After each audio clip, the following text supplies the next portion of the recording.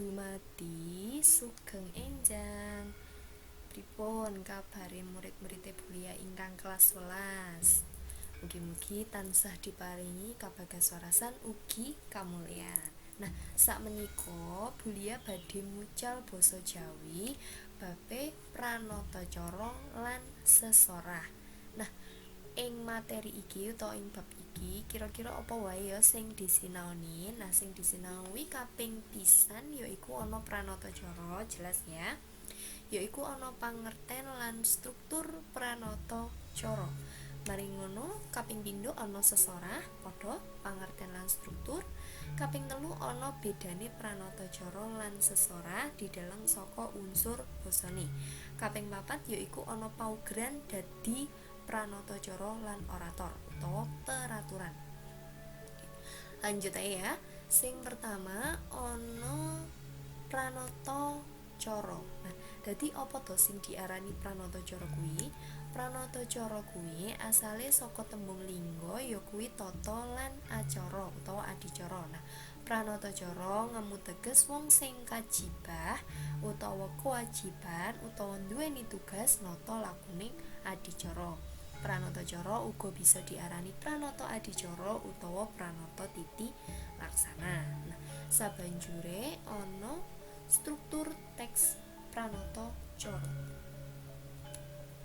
Sing pertama, kaping pisan yaiku ana salam pambuka utawa atur pakurmatan, tuladhane Assalamualaikum, wilujeng enjang lan sapanunggale ya. Mari ngono ana panyapa disapa, dadi nyebut para rawuh kanggo menehi pakurmatan. Tuladhane piye? Tuladhane misal para sesepuh bini sepuh ingkang dahat kinurmatan, para bapak ibu ingkang satuhu kinurmatan, ugi para rencang-rencang ingkang kula tresnani, misalnya ya. Oke. Terus mari ngono ana pambuka lagi. Atur pamuji marang Gusti uga para rawuh. Dadi misal tuladhane saderenge amiwiti adicara menika langkung sae, kita tansah sesarengan ngunjukaken puji syukur dumateng Gusti ingkang Maha Kawasa. Nah, ku tuladhane. Sabanjure ana wosing pranatacara. Wosing kuwi isine dadi urutan. Jadi mulai pambuka, mulai acara-acara ning jerone nganti panutup. Sabanjure ana panutup kuwi. Panutup kuwi atur panuwun utawa nyuwun lan nyuwun pangapura. Nah, tuladhane piye? Misal para lenggah ingkang kinurmatan cekap semanten atur panampi pamitan menika. Menawi wonten kirangipun kula tansah nyuwun agunging samudra pangaksama. Kuwi tuladhane. Sing terakhir ya kuwi ana salam panutup. Nah, salam panutup jelas ya. Wassalamualaikum, matur sembah nuwun lan sapanunggale. Oke, mari pranatacara sing keloro ana sesorah. Nah, sesorah iki bisa diarani tanggap wacana, bisa diarani pidato. Nah, apa to sesorah utawa pidato? Sesorah kuwi ngandharake gagasan marang wong liya sarana micara. Jadi ngandharake utawa njelaske gagasan marang wong liya sarana micara lewat berbicara sing wis kasusun kanthi tata urutan lan paugeran sing becik. Ing adicara tertamtu. Nah, iki tata urutane lan paugerane mariki ana dhewe ya. Oke. Sabanjure iki, nah iki tata urutan utawa struktur sesorahe. Nah, sing pertama ana salam pambuka padha kaya mau ya. Assalamualaikum lan sapanunggale. Mari ngono ana panyapa padha para sesepuh bini sepuh, para bapak ibu, para rencang-rencang. Mari ngono ana purwaka. Nah, purwaka iki padha karo pambuka ya, dadi atur pamuji marang Gusti. Samari ngono ana surasa basa. Nah, iki isi utawa bab kang diandharake marang para tamu. Dadi apa to sing dibahas ning jero pidatone kuwi mang. Nah, misal pidato kelulusan kelas 12 misal. Isine opo? Iso pengalaman, iso pesan-pesanmu. Mari ngono ana dudutan utawa wigati. Kesimpulanmu opo? Kesimpulanmu pidato babagan perpisahan iki opo? Misal pesan-pesanmu iki opo? Nah, sabanjure ana pangarep-arep. Nah iki pangarep-arep. Jadi pangajapmu, harapanmu kanggo murid-murid kanca-kancamu ki apa to? Mari ngono ana usana atur panuwun lan pangapura marang para rawuh. Nah, padha kaya mang ya, Pak usana iki padha karo panutupe. Dadi njaluk pangapura bilih wonten klenta-klentune nyuwun pangapura. Nah, sing terakhir ya kuwi ana salam panutup. Matur sembah nuwun. Nuwun. Wassalamualaikum lan sapanunggale. Kuwi. Oke, sabanjure sing ketelu ana bedane pranatacara lan sesorah. Nah, bedane pranatacara lan sesorah kuwi ana apa wae? Sing pertama, basane dicocokake karo pamiyarsane. Nah, basane dicocokne. Dadi lek pamiyarsane utawa sing rawuh kuwi sepuh, basane kudu nganggo krama inggil. Dene sing teka kuwi mung kanca-kancane dhewe bisa nganggo krama madya utawa uga ngoko. Nah, sabanjure nggunakake ukara panyapa. Ukara panyapa mung menyapa ya. Jadi sering-sering para bapak ibu, para rencang-rencang, adicara sak lajengipun nggih menika. Para bapak ibu adicara menika. Nah, dadi sering-sering nyebut sing teka. Bola bali nggunakake ukara pakon. Ukara pakon iki ukara perintah. Nah, kalimat perintah. Jadi misal para bapak ibu sumangga tansah dedonga sesarengan.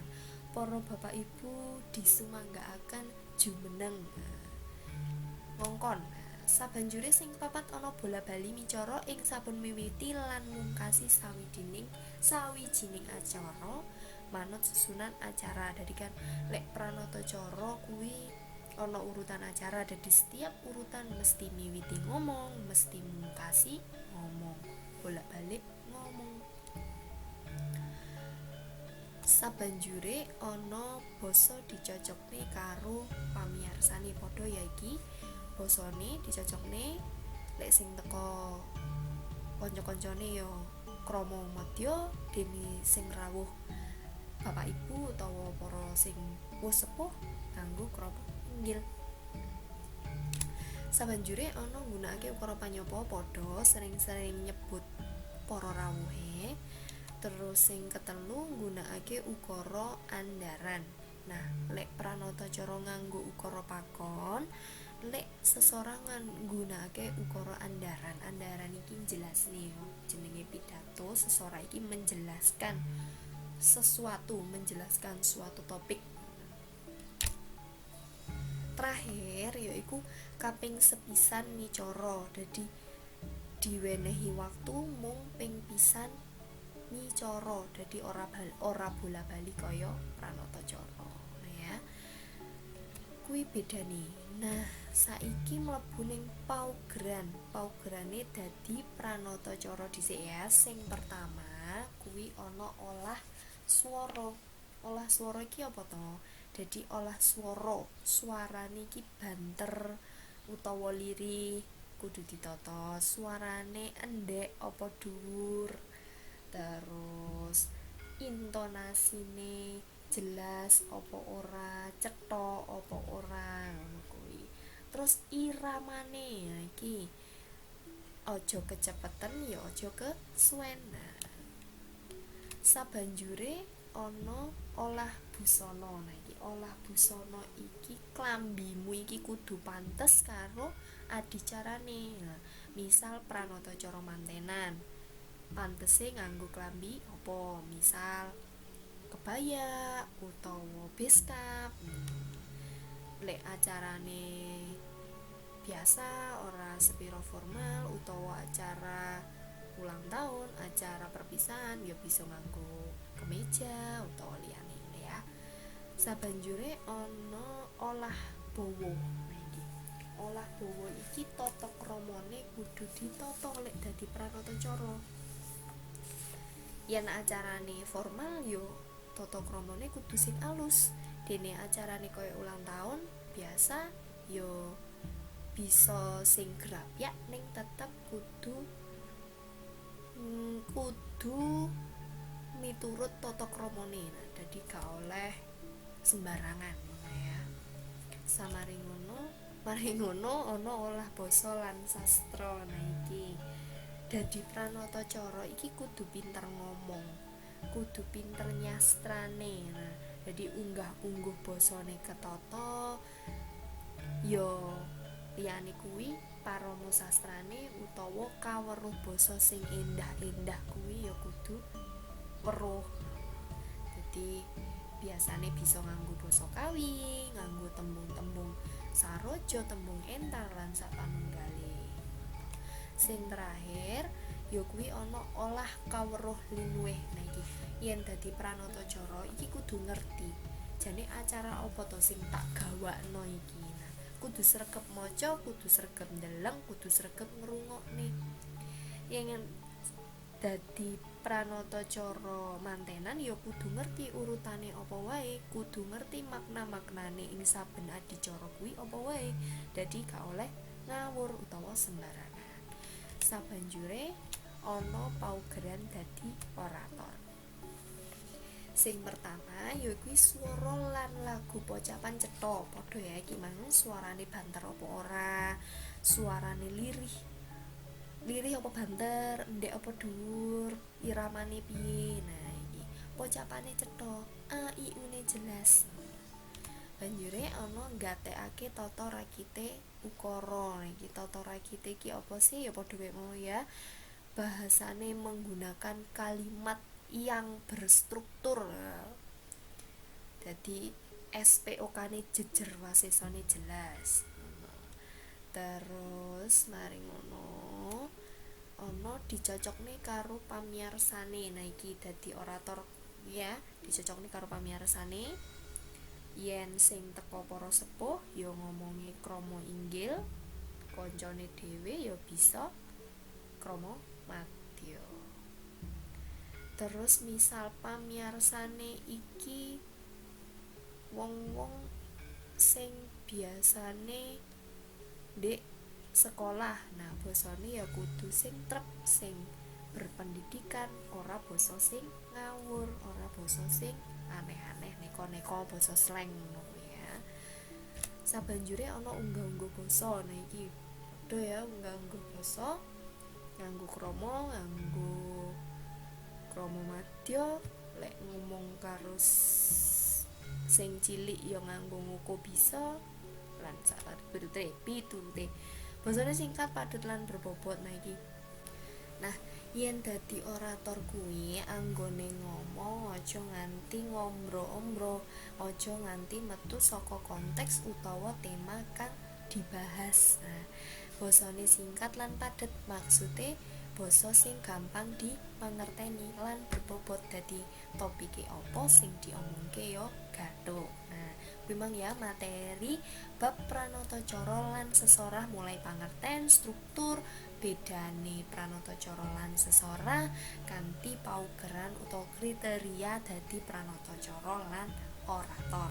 Nah, kanggo pungkasan, kanggo busana belia ana paribasan ajining raga saka busana, ajining diri saka pati.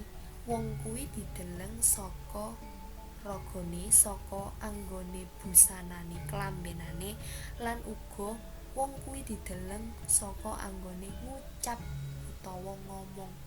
Nah, yen ana klerune Bulia nyuwun pangapura, yen ana bingunge bisa ngehubungi Bulia. Cekap semanten, semangat belajar, mugi-mugi sukses. Wassalamualaikum warahmatullahi wabarakatuh.